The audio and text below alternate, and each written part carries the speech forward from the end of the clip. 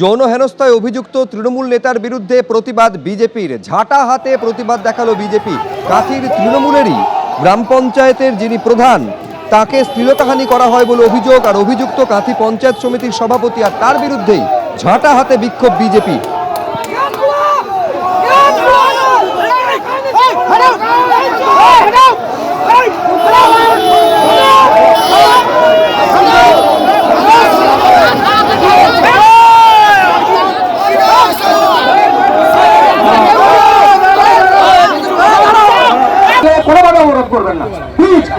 আমরা কিন্তু বিজেপির সৈনিক। মিছিল অনেক দূর যাবে, মিছিল অনেকটা পিছাবে, একদম প্রত্যেকে পিছিয়ে থাকুন, মিছিল অনেকটা সামনে রাখো।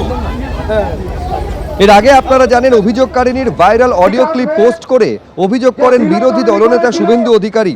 অভিযোগ উড়িয়ে পাল্টা চক্রান্তের তত্ত্ব খাড়া করেন অভিযুক্ত তৃণমূল নেতা বিকাশ চন্দ্র বেজ। চক্রান্তের পাল্টা অভিযোগ করেও শনিবারই জোড়া পদ থেকে ইস্তফা দেন তিনি।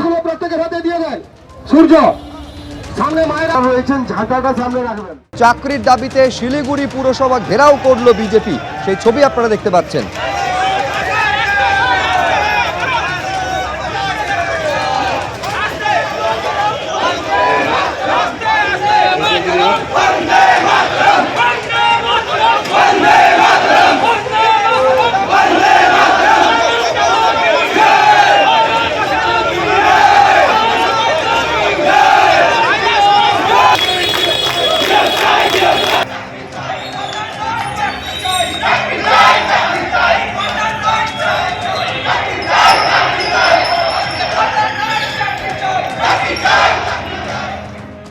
পাশাপাশি দুটো ছবি শুরুতেই আপনাদের দেখাবো। একদিকে চাকরির দাবিতে রাজপথে আছড়ে পড়লো প্রতিবাদের ঢেউ, এবং অন্যদিকে বেকার ভাতার জন্য রাজ্য জুড়ে ক্যাম্পে ক্যাম্পে দীর্ঘ লাইন।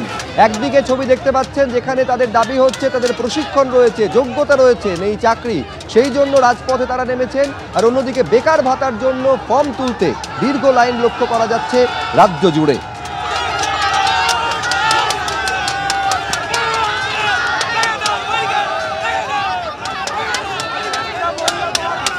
শুরুতে আপনাদের দেখাবো যে তাদের প্রশিক্ষণ রয়েছে, কিন্তু চাকরিতে তারা সুযোগ পাচ্ছেন না, ইন্টারভিউতে ডাক পাচ্ছেন না বলে অভিযোগ করছেন তারা। 2025 সালে প্রাথমিক শিক্ষক নিয়োগের বিজ্ঞপ্তি জারি করেছে প্রাথমিক শিক্ষা পর্ষদ, ইন্টারভিউ প্রক্রিয়া চলছে, কিন্তু national institute of open schooling থেকে ডিএলএড এর প্রশিক্ষণপ্রাপ্তরা চাকরি পাচ্ছেন না, এমনকি সেই ইন্টারভিউতে ডাক পর্যন্ত পাচ্ছেন না। তাদের অভিযোগ সারা দেশে এই চাকরি প্রার্থীদের নিয়োগের সুযোগ রয়েছে, শুধু পশ্চিমবঙ্গের ক্ষেত্রেই নিয়ম মানা হচ্ছে না। আর তারই প্রতিবাদে বিকাশ ভবনের সামনে অবস্থান national institute of open schooling থেকে উত্তীর্ণ চাকরি প্রার্থীদের।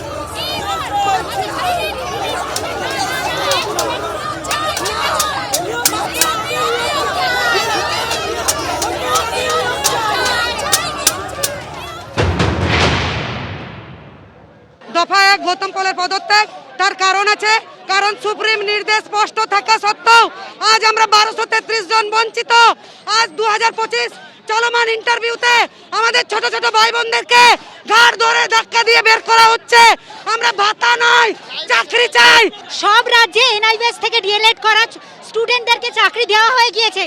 সুপ্রিম কোর্ট থেকে আমাদের জাজমেন্ট ছিল, মাননীয় সিজিআই, এক্স সিজিআই যিনি ছিলেন বিআর গাভাই স্যার, আমাদের 3 মাসের মধ্যে নিয়োগ দিতে বলেছে। সেখানে আমাদের পর্ষদ পালবাবু আমাদেরকে কিছুতেই মানতে চাচ্ছেন না। বিহার, উড়িষ্যা, ঝাড়খণ্ড, ইভেন উত্তরাখণ্ড স্যার সেখানে অ্যাপয়েন্টমেন্ট দিয়ে দিয়েছে। আমাদেরকে এরকম হেনস্থা করা হচ্ছে, শুধু হেনস্থা নয়, আমাদেরকে অপমান করে ইন্টারভিউ টেবিল থেকে বাদ দেওয়া হয়েছে, কল লেটার ইস্যু করা হয়েছে। তা সত্ত্বেও স্যার উইদাউট এনি রিজন, কোনো নোটিফিকেশন ছাড়া আমাদেরকে গৌতম বাবু বলছে ঘাড় ধাক্কা দিয়ে এদেরকে বের করে দাও। তাহলেও আমরা জিজ্ঞাসা করতে চাই স্যার, উনি কি সংবিধানের ঊর্ধ্বে? এবিপি আনন্দ, এগিয়ে থাকে, এগিয়ে রাখে।